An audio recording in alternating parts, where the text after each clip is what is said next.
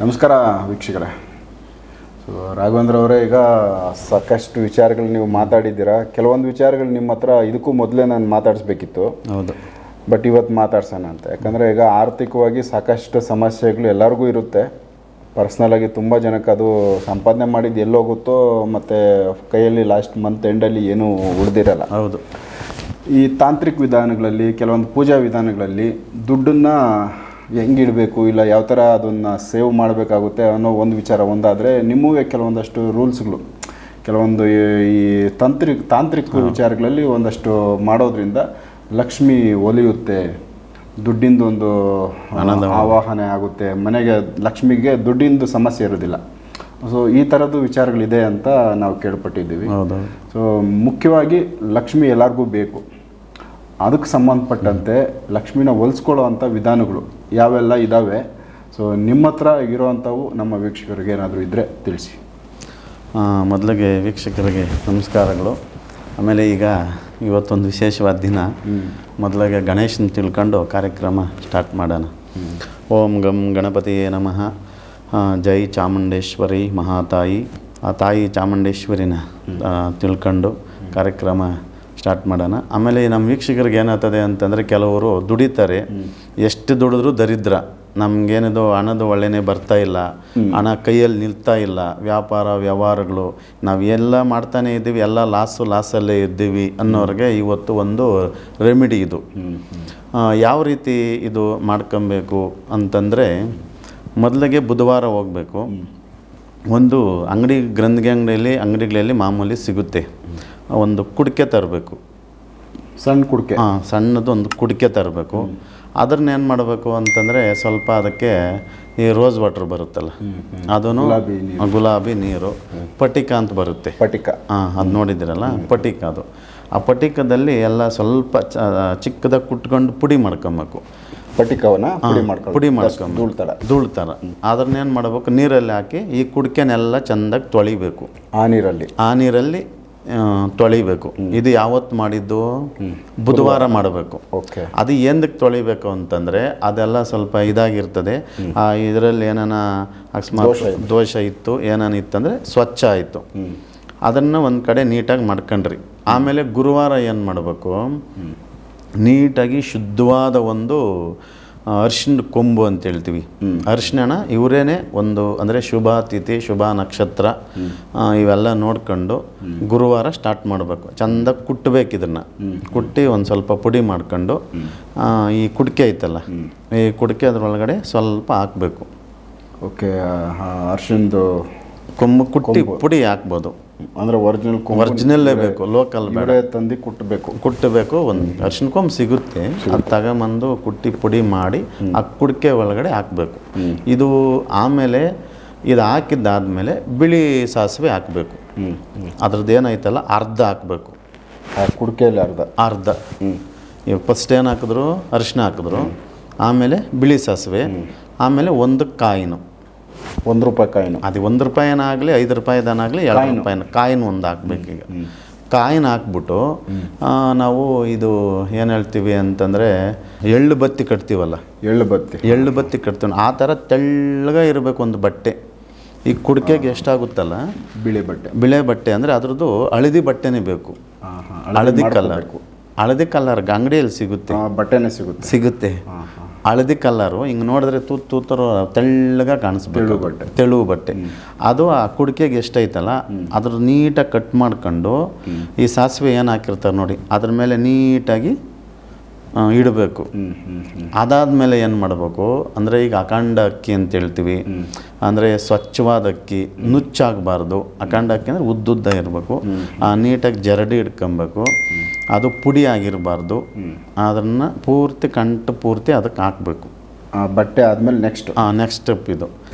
ಅಕ್ಕಿ ಎಲ್ಲ ಹಾಕಿ ಅದ್ರ ಮೇಲೆ ಒಂದು ಗೋಮತಿ ಚಕ್ರ ಅಂತ ಬರುತ್ತೆ. ಗೋಮತಿ ಚಕ್ರ ಅದಿಟ್ಟು ಅದನ್ನೇನು ಮಾಡಬೇಕು, ಬಾಯಿ ಬಂದ್ ಮಾಡಬೇಕು. ಕೆಂಪು ಬಟ್ಟೆಯಲ್ಲೇ ಮಾಡಬೇಕಿದು. ಆ ಚಕ್ರ ಇಲ್ಲಿ ಸಿಗುತ್ತೆ, ಗೋಮೂತಿ ಚಕ್ರ? ಗೋಮತಿ ಚಕ್ರ ಗ್ರಂಥಿಗೆ ಅಂಗಡಿಯಲ್ಲಿ ಆಲ್ಮೋಸ್ಟ್ ಎಲ್ಲ ಕಡೆ ಸಿಗುತ್ತೆ. ಗವೆ ಮತ್ತು ಗೋಮತಿ ಚಕ್ರಗಳು ಇವೆಲ್ಲ ಆಲ್ಮೋಸ್ಟ್ ಸಿಗುತ್ತವೆ. ಇವೇನು ನಮ್ಮ ವೀಕ್ಷಕರಿಗೆ ಮಾಡ್ಗೋಣಂಥದ್ದು ಏನು ತುಂಬ ಇದೆಲ್ಲ ಏನು ಸಾವಿರಾರು ರೂಪಾಯಿ ಖರ್ಚಾಗಲ್ಲ. ಇದು ಅಮ್ಮಮ್ಮ ಅಂದ್ರೆ ಒಂದು 10 ರಿಂದ 20 ರೂಪಾಯಿ ಒಳಗಡೆನೇ ಖರ್ಚಾಗೋದು. ಇದು ಸಣ್ಣ ಅಮೌಂಟು. ಆಮೇಲೆ ಇದು ಗೋಮತಿ ಚಕ್ರ ಹಾಕಿ ಆಮೇಲೆ ಏನು ಮಾಡ್ಬೇಕು, ಈ ಬಾಯಿ ಬಂದ್ ಮಾಡಬೇಕು. ಕೆಂಪು ಬಟ್ಟೆ ಬರುತ್ತಲ್ಲ ಅದನ್ನ ಹಾಕಿ ಈ ಕುಡಿಕೆಗೆ ನೀಟಾಗಿ ಕಟ್ಟಿ ಆಮೇಲೆ ಇದಕ್ಕೆ ಕೆಂಪು ದಾರನೇ ಸುತ್ತಬೇಕು. ಕೆಂಪು ದಾರ ಸುತ್ತಿ ಇದಕ್ಕೆ ಅಲ್ಲೇ ಒಂದು ಪೂಜೆ ಮಾಡಬೇಕು. ಪೂಜೆ ಮಾಡಿ ಆಮೇಲೆ ಇವರು ಒಂದು ರೂಮಲ್ಲಿ ಮಲಗ್ತಾರಲ್ಲ ಆ ರೂಮಲ್ಲಿ ಬಲಭಾಗದಲ್ಲೇ ಮಡ್ಕೊಬೇಕು. ಅಂದರೆ ಹತ್ರ ಮಡಗಂಗಿಲ್ಲ. ಇದು ಒಂದು ದೈವ ಆಕರ್ಷಣೆ ಆಗಿರ್ತದೆ. ಇವಾಗೆಲ್ಲ ಇವರು ಐಟಮ್ಗಳೆಲ್ಲ ತುಂಬಿರ್ತಾರೆ. ಸ್ವಲ್ಪ ದೂರದಲ್ಲಿ ಒಂದು ಟೇಬಲ್ ಏನನ್ನ ಇಟ್ಟು ಅದನ್ನು ಆವತ್ತು ನೈಟ್ ಅಲ್ಲಿ ಮಡಗಬೇಕು. ಅದು ಯಾವ ವಾರ? ಅದೇ ಗುರುವಾರನೇ. ಅದು ಬುಧವಾರ ನೀವು ಮಡ್ಕೆ ಕೇಳಿದ್ದು, ಬುಧವಾರ ಮಡ್ಕೆ ತರೋದು, ಗುರುವಾರ ಈ ಕೆಲಸ ಮಾಡೋದು. ಹಂಗೇನೆ ಅವತ್ತು ನೈಟೇ ಒಂದು ಬೆಡ್ರೂಮಲ್ಲಿ ಇದನ್ನ ಒಂದು ಪಕ್ಕದಲ್ಲಿ ಬಲಭಾಗದಲ್ಲಿ ಮಡ್ಕೊಳೋದು. ಆಮೇಲೆ ಶುಕ್ರವಾರ ಏನು ಮಾಡಬೇಕಿದು, ತೆಗೆದು ಲಕ್ಷ್ಮೀ ಪೋಟದ ಮುಂದೆ ಇಡಬೇಕು. ಸೊ ಅದನ್ನು 8 ದಿನ ಮತ್ತೆ ಶುಕ್ರವಾರದವರೆಗೂ ಪೂಜೆ ಮಾಡಬೇಕಿದು. ನೆಕ್ಸ್ಟ್ ಬರೋ ಶುಕ್ರವಾರದವರೆಗೂ ಮಾಡಬೇಕು. ಯಾವ ಸಮಯದಲ್ಲಿ? ಬೆಳಗ್ಗೆ ಸಂಜೆ 2 ಟೈಮನ್ನು ಮಾಡಬೇಕಿದು. ಅಂದರೆ ಇವ್ರು ನೀಟಾಗಿ ಶುದ್ಧವಾಗಿ ಪೂಜೆ ಮಾಡಿ. ಅಂದರೆ ಇವಾಗ ಕೆಲವ್ರಿಗೆ ಏನು ಹೇಳ್ತಾರೆ ಅಂತಂದರೆ, ಕೆಲವು ಪ್ರಶ್ನೆ ಮಾಡ್ಬೋದು, ಏನಂತ ದುಡಿದಿರೇನೆ ಎಲ್ಲ ಬರಲ್ಲ ಅಂದ್ ಕಷ್ಟಪಟ್ಟರೆ ಬರೋದು ಅಂತೇಳಿ. ಯಾಕೆ ಅಂತಂದರೆ ಇಲ್ಲಿ ಕಷ್ಟಪಡೋರು ಇರ್ತಾರೆ. ಕಷ್ಟಪಟ್ಟು ಫಲ ಸಿಗದಿದ್ದವರು ಕೆಲವರೆಲ್ಲ ವ್ಯವಹಾರಗಳು ನಮಗೆ ಧನಲಕ್ಷ್ಮಿ ಆಗಮನ ಆಗಬೇಕು, ಲಕ್ಷ್ಮಿ ಆಗಮನ ಆಗಬೇಕು, ನಾವೇನು ಮಾಡಿದ್ರು ನಮಗೆ ದರಿದ್ರ ಅನ್ನೋದೇ ಕೂತೈತೆ ಅನ್ನೋರಿಗೆ ಇದು 100% 100% 200% ಕೆಲಸ ಮಾಡೇ ಮಾಡ್ತದೆ. ನಾವು ಮಾಡಿಸಿದ್ದೀವಿ. ಇದರ ಫಲ ಪಡ್ಕೊಂಡು ಆದಮೇಲೆ ನಮ್ಮ ವೀಕ್ಷಕರಿಗೆ ಇದು ಕೊಡಬೇಕು ಅಂದ್ಬಿಟ್ಟು ನಾವು ತುಂಬ ಇದನ್ನು ಸರ್ಚ್ ಮಾಡಿ ನಾನು ಮಾಡಿರೋದು ಕೆಲಸ. ಬೇರೆಯವ್ರಿಗೆ ಕೊಟ್ಟು ಅವ್ರಿಗೆಲ್ಲ ಸಕ್ಸಸ್ ಆಗೈತೆ ಇದು. ಆಮೇಲೆ ಇದು 8 ದಿನ ಯಾವ ರೀತಿ ಸಂಕಲ್ಪ ಇಲ್ದಿದ್ದ ಪೂಜೆ ವ್ಯರ್ಥ ಅಂತ ಹೇಳ್ತೀವಿ. ಓಕೆ. ಯಾಕೆ ಅಂತಂದರೆ ನಾವು ಒಂದು ಗುರಿ ಮುಟ್ಟಬೇಕಂದ್ರೆ ನಾವು ಸಂಕಲ್ಪ ಇರ್ತದೆ. ನಾವು ಇಲ್ಲಿಗೆ ಹೋಗ್ಬೇಕು ಅನ್ನೋದು ಒಂದು ತಲೆ ಒಳಗಡೆ ಇದ್ದೇ ಇರ್ತದೆ ಅಲ್ವಾ? ಆ ಥರ ಮಾಡ್ಕೊಬೇಕು. ಅಂದರೆ ಇವ್ರು ಏನು ಅದನ್ನ ಲಕ್ಷ್ಮಿ ಮುಂದೆ ಇಟ್ಟು ಇವರು ಅದ್ರಿಗೆ ಅಮ್ಮನಿಗೆ ಕೇಳ್ಕೊಬೇಕು. ಯಾವ ರೀತಿ ನಮಗೆ ದರಿದ್ರ ಹೋಗೈತೆ ಅಂದರೆ ತಲೆಗಿರೋದು ತೆಗೆದು ಬಿಡ್ಬೇಕು. ಇವರು ಒಂದು ಪಾಸಿಟಿವ್ ಥರನೇ ಮಾತಾಡ್ಬೇಕಲ್ಲಿ. ಓಕೆ. ಅಂದರೆ ಏನು ಅಂದರೆ ನಮ್ಮ ಒಂದು ಏನು ಸಂಕಲ್ಪ ಮಾಡ್ತೀವಿ ಅದರಲ್ಲಿ ನೆಗೆಟಿವ್ ಅಂಶಗಳನ್ನ ನಾವು ಥಿಂಕ್ ಕೂಡ ಮಾಡಬಾರ್ದು. ಸೊ ಎಲ್ಲ ಒಳ್ಳೇದಾಯ್ತು ನಮ್ಗಿನ್ನ. ಹೌದು. ನಮ್ಮ ಕಷ್ಟಗಳು ಇಲ್ಲಿಂದ ದೂರ ಆಗೋಯ್ತು, ಇನ್ನು ನಮಗೆ ಶ್ರೀಮಂತರಾಗೋದ್ವಿ, ಆ ಥರ ಸಂಕಲ್ಪ ಇರಬೇಕು. ಅದನ್ನು ಅನ್ಕೊಬೇಕು. ಯಾಕೆ ಅಂತಂದರೆ ನಾವು ತುಂಬ ನಾನು ಸುಮಾರು ಇದರಲ್ಲಿ ನಾನು ಒಂದು ಪ್ರೋಗ್ರಾಮ್ ನೋಡಿದೆ. ಆ ಪ್ರೋಗ್ರಾಮಲ್ಲಿ ಏನು ಸಾಮಾನ್ಯವಾಗಿ ಇಲ್ದಿದ್ದ ವ್ಯಕ್ತಿ ಒಂದು ಕಾರ್ದು ಇಂಥ ಕಾರ್ ತಗೋಬೇಕು ಅನ್ನೋದು ಒಂದು ಕನಸಾಗಿತ್ತಂತೆ. ಸಂಕಲ್ಪ.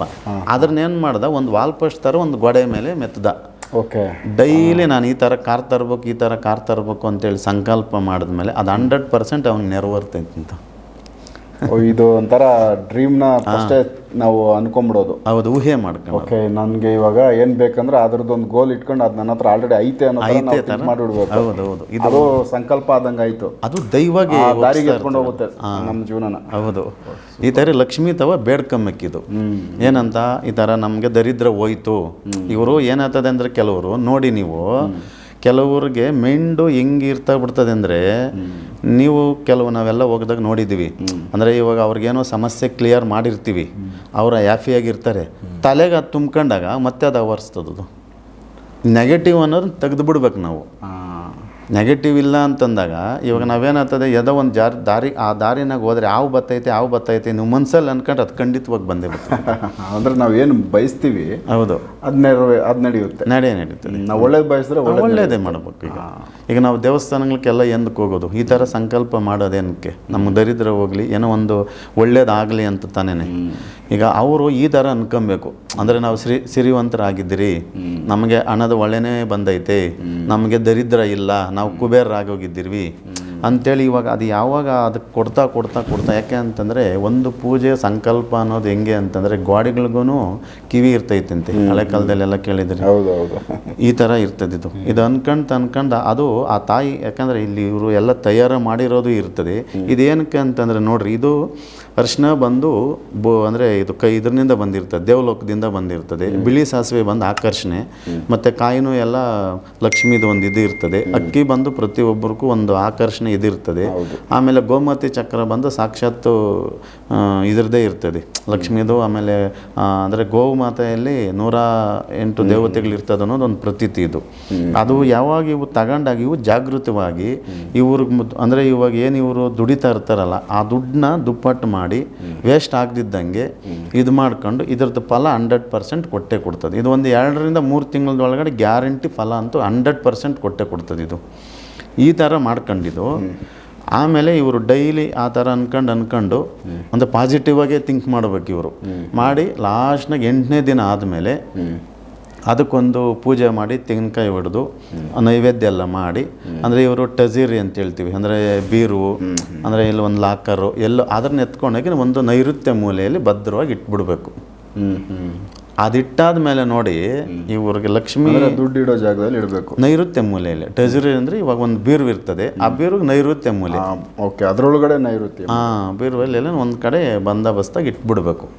ಅಲ್ಲಿಂದ ಆಚೆಗೆ ನೋಡ್ರಿ ಇವ್ರದ್ದು ಒಂದು ದಿನ ಇದು 3 ತಿಂಗಳದೊಳಗಡೆ ಇವ್ರಿಗೊಂದು ಪಾಸಿಟಿವ್ ಕೊಡ್ತದೆ. ಇವ್ರ ಮನ್ಸಿಗೆ ಸಮಾಧಾನ ಆಗಂಗೆ ಒಂದು ಅಭಿವೃದ್ಧಿ ಆಗ್ತೈತಿ. ಇದು ಲಕ್ಷ್ಮೀ ಕೃಪಾ ಕಟಾಕ್ಷ ಅಂತ ಹೇಳ್ತೀವಿ. ಇದು ಸೊ ಆಕರ್ಷಣೆ ಆಗುತ್ತೆ, ಆಕರ್ಷಣೆ 100% ಆಗಿ ಆಗ್ತದೆ. ಇದು ವೀಕ್ಷಕರು ಮಾಡ್ಕೊಂಡು ಇದ್ರದ್ದು ಫಲ ಪಡೆದು ಆಮೇಲೆ ಹೇಳ್ಬೇಕು ಅಂತೇಳಿ ನಾವು ವೀಕ್ಷಕರಿಗೆ ಮನವಿ. ಇದರಲ್ಲಿ ಏನಾದರೂ ಡೌಟ್ಸ್ ಇತ್ತಂದರೆ ಡೈರೆಕ್ಟ್ ನಿಮ್ಮ ಜೊತೆ ಆಮೇಲೆ ಇವರು ಡೌಟ್ ಇತ್ತು ಮತ್ತು ಇದೇನಾಯ್ತಂದರೆ ಬಂದು ಬೇಕಾದ್ರೆ ಮಾತಾಡಲಿ, ನೇರವಾಗಿ ಭೇಟಿನೇ ಮಾಡಲಿ, ಏನು ತೊಂದರೆ ಏನಿಲ್ಲ. ಇದನ್ನು ನೀವೇ ಮಾಡಿಕೊಡ್ತೀರಾ ಯಾರಿಗಾದರೂ ಬೇಕು ಅಂದರೆ? ಇದು ಆಲ್ರೆಡಿ ಮಾಡಿಕೊಟ್ಟಿದ್ವಿ. ಇದು ಪಾಸಿಟಿವ್ ಬಂದು ತುಂಬ ಜನ ಇದನ್ನು ಕೇಳ್ತಾ ಇದ್ರು. ಅಂದರೆ ಎಲ್ರಿಗೂ ಬಂದವ್ರಿಗೆಲ್ಲ ನಾವು ಈ ಥರ ಹೇಳೋದಕ್ಕಾಗಲ್ಲ. ಒಂದು ಎಲ್ರಿಗೂ ಅನುಕೂಲವಾಗಲಿ, ಇದು ಅನುಕೂಲ ಆದರೆ ತುಂಬ ಒಳ್ಳೆಯದಲ್ಲ. ಈಗ ನಮ್ಮ ಕಾರ್ಯಕ್ರಮಗಳಿರೋದೇ ಜನಗಳಿಗೋಸ್ಕರನೇ ನಾವು ಮಾಡ್ತಾ ಇರೋದು, ನಮ್ಮ ವೀಕ್ಷಕರಿಗೋಸ್ಕರನೇ ಇದು. ಅದರಿಗೋಸ್ಕರ ನಾವು ಇದೊಂದು ವಿಡಿಯೋ ಮಾಡಿ ಅಂತೇಳಿ ನಮ್ಮ ವೀಕ್ಷಕರು ಒತ್ತಾಯದ ಮೇರೆಗೆ ಇದು ಮಾಡ್ತಾ ಇರೋದು. ಸೂಪರ್. ಸೊ ವೀಕ್ಷಕರು, ಯಾಕಂದರೆ ಈಗ ಹಣಕಾಸು ಎಲ್ಲರಿಗೂ ಬೇಕು, ದುಡ್ಡಿಲ್ಲದೆ ಯಾವುದೂ ನಡೆಯಲ್ಲ.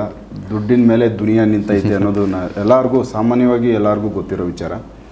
ಸೊ ಇದರಲ್ಲಿ ಕೂಡ ಕಷ್ಟಗಳು ತುಂಬ ಶ್ರಮಪಟ್ಟು ದುಡ್ದಾಗೂ ಅದರದ್ದು ಪ್ರತಿಫಲ ಸಿಗದೇ ಇದ್ದಾಗ, ಯಾಕಂದರೆ ಸೋಂಬೇರಿಗಳಿಗೆ ದುಡ್ಡು ಬರೋದು ಕಷ್ಟಪಟ್ಟು ದುಡಿದ್ರೆ ದುಡ್ಡು ಬರುತ್ತೆ ಅಂತ ನಾರ್ಮಲಾಗಿ ಎಲ್ಲರಿಗೂ ಗೊತ್ತಿದೆ, ಅದನ್ನು ಹೇಳೋದು ಎಲ್ಲರೂ ಹೇಳ್ತಾರೆ.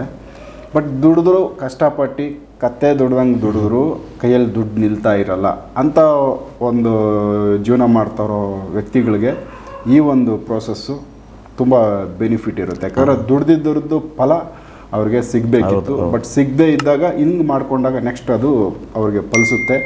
ದುಡ್ಡು ಅವ್ರ ಮನೇಲಿ ನಿಲ್ಲೋಕ್ಕೆ ಶುರು ಆಗುತ್ತೆ, ಆಕರ್ಷಣೆ ಆಗುತ್ತೆ. ಮತ್ತು ಅವ್ರ ದುಡಿತಾ ಇರೋ ಜಾಬಲ್ಲಿ ಇನ್ನೂ ಏನಾದರೂ ಉನ್ನತವಾಗಿ ಅವರು ಅಭಿವೃದ್ಧಿ ಆಗ್ತಾರೆ.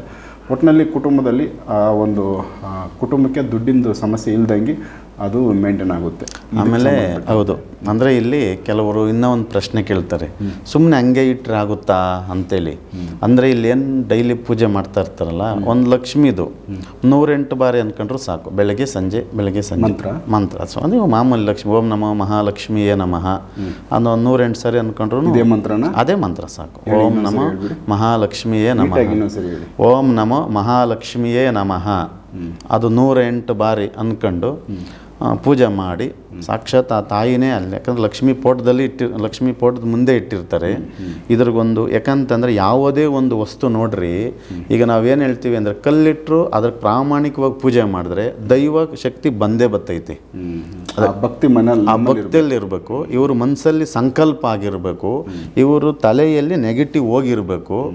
ನಮಗೆ ದುಡ್ಡು ಬಂದೈತೆ, ನಾವು ಸಿರಿವಂತರಾಗಿದ್ದೀರಿ ಅಂತೇಳಿ ಇದು ಮಾಡ್ತಾ ಆ ಪಾಸಿಟಿವ್ ಇವ್ರಿಗೆ 100% ಕೊಟ್ಟೇ ಕೊಡ್ತದೆ.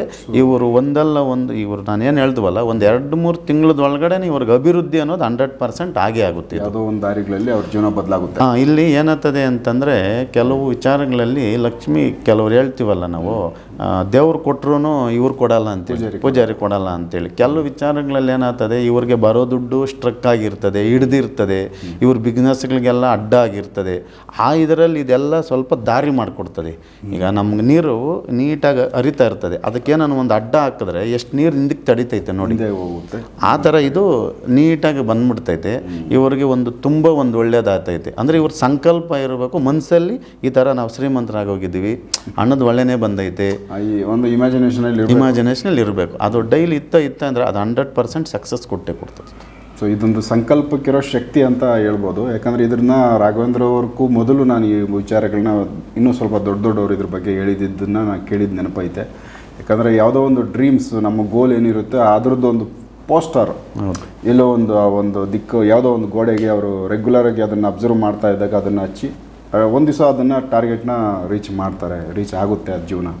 ಸೊ ಇದೊಂದು ಗೋಲ್ನ ಮೊದಲೇ ಸಂಕಲ್ಪ ಮಾಡಿ ಅದಾದಮೇಲೆ ಅಚೀವ್ ಮಾಡೋಕ್ಕೆ ಹೋದಾಗ ದಾರಿ ಸಲೀಸಾಗುತ್ತೆ. ಅದಕ್ಕೆ ಸಂಬಂಧಪಟ್ಟಂತೆ ನಮ್ಮ ಗುರಿ ಈಸಿಯಾಗಿ ಸರಾಗವಾಗಿ ತಲುಪುತ್ತೆ ಅಂತ. ಗುರಿನೇ ಇಲ್ಲದೆ ಇದ್ದಾಗ ಅದು ರೀಚ್ ಆಗೋಕ್ಕೆ ಸಾಧ್ಯ ಇಲ್ಲ. ಹಾಗಾಗಿ ಈ ಸಂಕಲ್ಪ ತುಂಬ ಇಂಪಾರ್ಟೆಂಟು. ಅದರಲ್ಲೂ ಕೂಡ ಅವ್ರು ಹೇಳಿದ್ದು ಆ ಕುಡಿಕೆ, ಅದೇನೋ ಅದಕ್ಕೆ ಒಂದು ಪ್ರೊಸೆಸ್ ಹೇಳಿದ್ರು, ಅದನ್ನು ನಿಷ್ಠೆಯಿಂದ ಮಾಡಿದಾಗ ಅದರಲ್ಲಿ ಏನೋ ಒಂದು ಆಕರ್ಷಣೆ ಆಗ್ಬೋದು. ದೈವಕ್ಕೆ ಅದು ಇಷ್ಟ ಆಗಿ ಅದರಿಂದ ಏನಾದರೂ ಒಳ್ಳೆಯದಾದರೆ ಅದು ಇನ್ನೂ ಒಳ್ಳೆಯದೇ. ಸೊ ಈ ವಿಚಾರ ರಾಘವೇಂದ್ರ ಅವರು ಪಬ್ಲಿಕ್ಕಿಗೆ ಓಪನ್ ಆಗಿ ತಿಳಿಸಿದ್ದಾರೆ. ಇನ್ನೂ ಏನಾದರೂ ಇದ್ರ ಬಗ್ಗೆ ಕೇಳಬೇಕಂದ್ರೆ ನೀವು ಅವ್ರ ನಂಬರ್ ಇರುತ್ತೆ, ಮಾತಾಡ್ಕೊಳ್ಳಿ. ನೆಕ್ಸ್ಟು ಅಂದರೆ ಇದು ಲಕ್ಷ್ಮಿ ದುಡ್ಡಿನ ಸಂಬಂಧಪಟ್ಟಂಗಾಯಿತು. ನೆಕ್ಸ್ಟ್ ಇನ್ನೂ ಬೇರೆ ವಿಚಾರ ಅವ್ರ ಜೊತೆ ಮಾತಾಡ್ತಾ ಹೋಗ್ತೀನಿ, ಎಪಿಸೋಡ್ ನೋಡ್ತಾ ಹೋಗಿ. ನಮಸ್ಕಾರ.